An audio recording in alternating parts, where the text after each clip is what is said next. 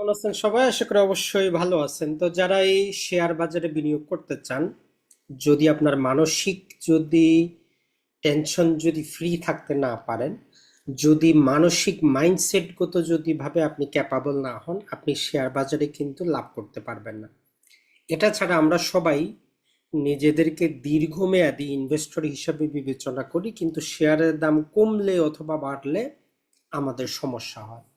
তো এর জন্য আপনি নিজেকে আগে ডিসাইড করবেন আপনি শেয়ার বাজারে কেন এসেছেন, শেয়ার বাজারে কি করা হয়, স্বল্প মেয়াদে ট্রেডিং করে কিভাবে লাভ করা যায়, আর দীর্ঘমেয়াদে কোন শেয়ারগুলোর সাথে থাকবেন। এই বেসিক নলেজটা যদি আপনার না থাকে, আপনি কিন্তু লাভ করতে পারবেন না। এই যে আজকেও শেয়ার বাজারে যেটা হইল, শেয়ার বাজার কিছুটা ডাউন।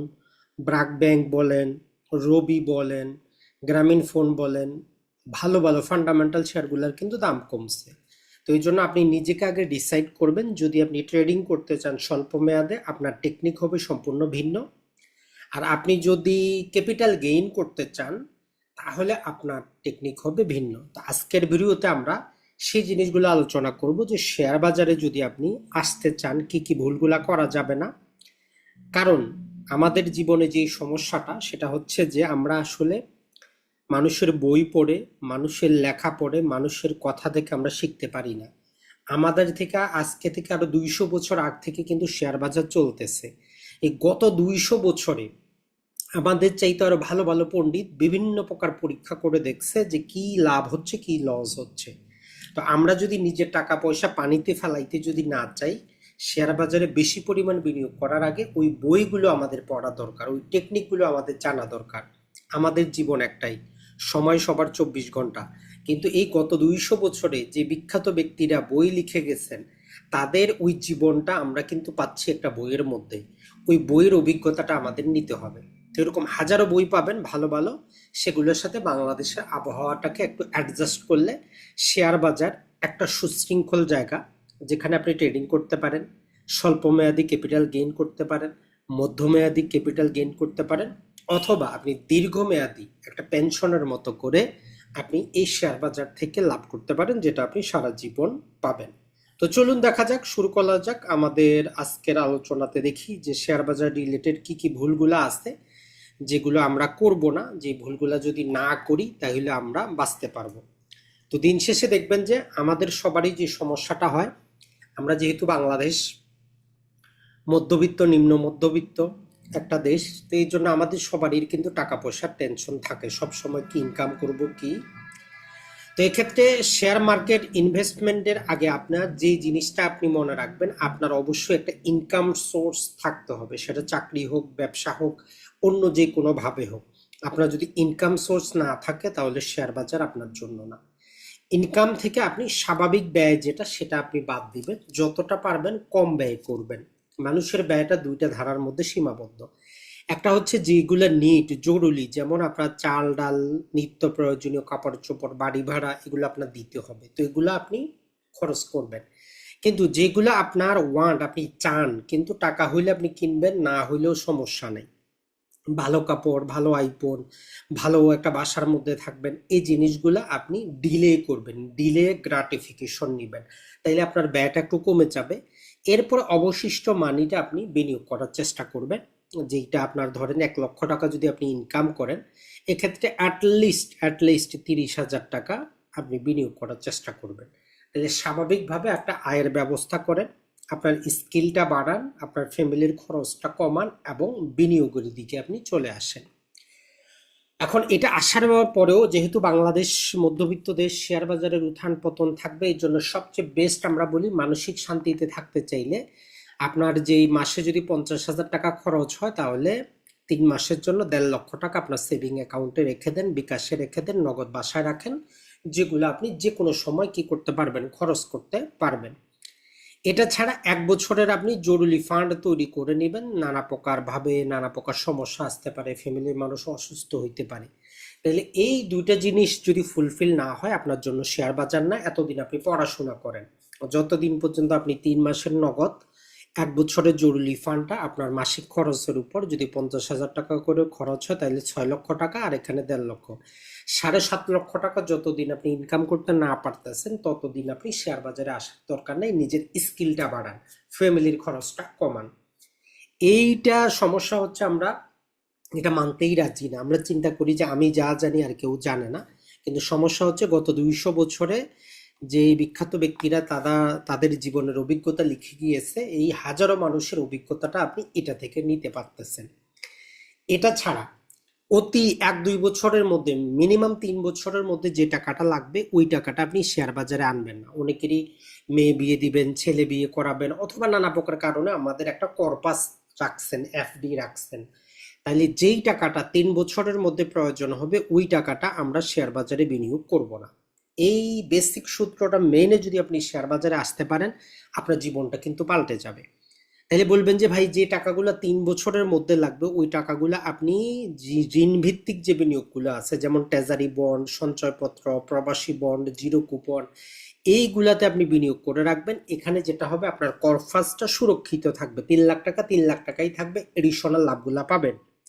শেয়ার বাজারে মাঝে মধ্যে আপনার কি হবে, ক্যাপিটালটা কমে যাবে কিন্তু শেয়ার কমবে না, কিন্তু আপনার যখন দরকার তখন কম দামে বিক্রি করে দিতে হয়। তো এর জন্য যেই টাকাগুলো 3 বছরের মধ্যে লাগবে ওই টাকাগুলো আমরা আনবো না। অথবা যারা বলেন যে না ভাই আমি প্রতি মাসে 1,000 2,000 টাকা করে আমি শেয়ার কিনবো, তাদের জন্য হচ্ছে ওই চিন্তা করবেন যে ওই টাকাটা আপনি চা পানি নাস্তা খেয়ে ফেলে দিয়েছেন, ওই টাকা আপনার না। তাইলে আপনার এইগুলা না হলে আপনি শেয়ার বাজারে আসতে পারেন, আপনি প্রতি মাসে 2,000 টাকা করে কি করেন শেয়ার কিনতে থাকেন। যে টাকাটা চিন্তা করবেন যে আপনার জীবন থেকে চলে গেছে, বছরে 24,000 টাকা, আপনার টাইম হরাইজন যদি 30 বছর হয় তাহলে এই টাকাটা কিন্তু অনেক বড় একটা কর্পাস তৈরি করবে। এখন আসি আমরা, সেটা হচ্ছে যে আমাদের কতটা কোম্পানি আমরা বিনিয়োগ করব দীর্ঘমেয়াদের জন্য আমরা বলতেছি। তো দেখবেন যে 8 থেকে 10টা যদি কোম্পানি হয় ফাটাফাটি, এর বেশি কোম্পানি কিন্তু আমাদের প্রয়োজন হয় না। 8 থেকে 10টা কোম্পানি, এখন আপনি কিভাবে সিলেক্ট করবেন আমরা বারবারই বলে দেই। এই কনসেপ্টটা একটা কফি ক্যান ইনভেস্টিং একটা বই পাবেন, মূলত এটা বইয়ের পূর্বে এটা ছিল যে সম্ভবত 1980-র দিকে, যেটা হয় আমেরিকাতে, যেটা আমরা জানি যে গ্রাম অঞ্চলে এখনো দেখবেন যে বিভিন্ন প্রকার যে সাবান বা অন্য কিছু পাউডারের কটুয়াগুলো বাসায় রাখা হয়, ওগুলোতে টাকা পয়সা মানুষ রাখে। তো সেই দিকে আমেরিকার দিকে মানুষ কপি ক্যান, কপি যেগুলা খাইতো ওগুলার মধ্যে টাকা রেখে দিত। তো যেটা হয়েছে যে একজন ব্যক্তি কি করছে, একজন ফান্ড ম্যানেজার একজনকে অ্যাডভাইস দিত, সেই অ্যাডভাইস মোতাবেক সে শেয়ার কিনতো, কিন্তু ফান্ড ম্যানেজার যখন বলতো যে এটা বিক্রি করে দাও সে বিক্রি করতো না, তার মানে সে শুধু কিনেই গেছে, কোনো শেয়ার বিক্রি করে নাই। তো হঠাৎ করে সে মারা যাওয়ার পর তার স্ত্রী সে কি করছে, ওই ফান্ড ম্যানেজারের কাছে আসছে পরামর্শ নেওয়ার জন্য। তখন এইগুলা দেখার পরে ফান্ড ম্যানেজার যেহেতু তাকে পূর্ব থেকে চিনে, তখন ওই শেয়ারগুলো অ্যানালাইজ করে যেটা দেখা গেল যে সে যেটা বলেছিল বিক্রি করা দেওয়ার জন্য সেটাও কিন্তু ভালো করছে। তার মানে টপ ফান্ডামেন্টাল কোম্পানি রেখে কিনে যদি আপনি ভুলে যান, দীর্ঘমেয়াদে আপনাকে এটাকে কি করবে, উপকার দিবে। তো এই জিনিসটাই ইন্ডিয়ান একজন ফান্ড ম্যানেজার সে কি করেছে, ইন্ডিয়াতে যে কোম্পানিগুলো আছে যেমন এশিয়ান পেইন্ট, এইচএসডিপি ব্যাংক, এগুলোর উপর 5 বছরের একটা গবেষণা চালানোর পরেও সেও কি করছে, কপি ক্যান ইনভেস্টিং এইটার উপর একটা বই লিখেছে, যেইটার সারমর্ম হচ্ছে আমরা যদি আমাদের বাংলাদেশের কোম্পানিগুলোর ক্ষেত্রে খাটাই, রিটার্ন অন ইকুইটি গড়ে গত 5 থেকে 10 বছর, আপনি 5 থেকে 10 বছর নিবেন, 5 বছরে নিতে পারেন, 10 বছরে নিতে পারেন, যাতে কমপক্ষে 15% থাকে। একটা জিনিস মনে রাখবেন, প্রতি বছরে 15% করে যদি কোনো কোম্পানি লাভ করতে পারে তাহলে ওই কোম্পানিটাকে আপনি নিঃসন্দেহে 95% বলতে পারেন যে কোম্পানিটা ভালো। বাংলাদেশে বেশিরভাগ কোম্পানি 8% 9% ইনকাম করে, 10% ডবল ডিজিটে তো যাইতেই পারে না। তো এইটা একটা আপনার ক্রাইটেরিয়া হইতে পারে। 2 নাম্বার যেটা, রেভিনিউ গ্রোথ, প্রতি বছর যাতে কমপক্ষে ডবল ডিজিটে তারটা বাড়তে থাকে 10% করে কমপক্ষে, আর ইপিএসটাও যাতে কি হয় 10% করে কমপক্ষে বাড়ে। আর তাদের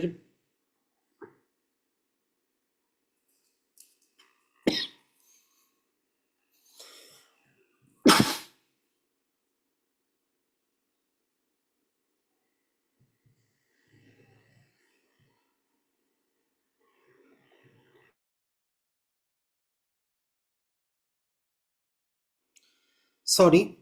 তো সেখানে যে জিনিসটা সেটা হচ্ছে যে তার ইপিএসটাও যাতে 10% করে বাড়ে এবং তার রেভিনিউটাও যাতে 10% করে বাড়ে কমপক্ষে।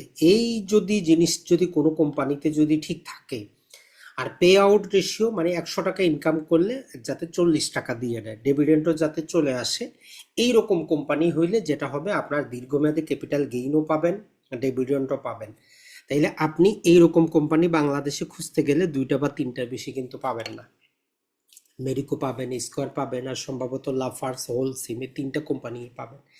তাইলে আপনি দীর্ঘমেয়াদের জন্য যদি নিজে নিজেও শেয়ার বাছাই করতে চান, কোনো ফান্ড ম্যানেজার বা কারো মাধ্যমে যদি নেন, তাহলে আর ওইটা গড়ে 15% দেখবেন, রেভিনিউ গ্রোথ 10% দেখবেন, ইপিএসটা 10% দেখবেন, পে আউট রেশিও অ্যাটলিস্ট যাতে 40%, যদি 30%ও পান তারপরেও সেটা আপনি নেবেন।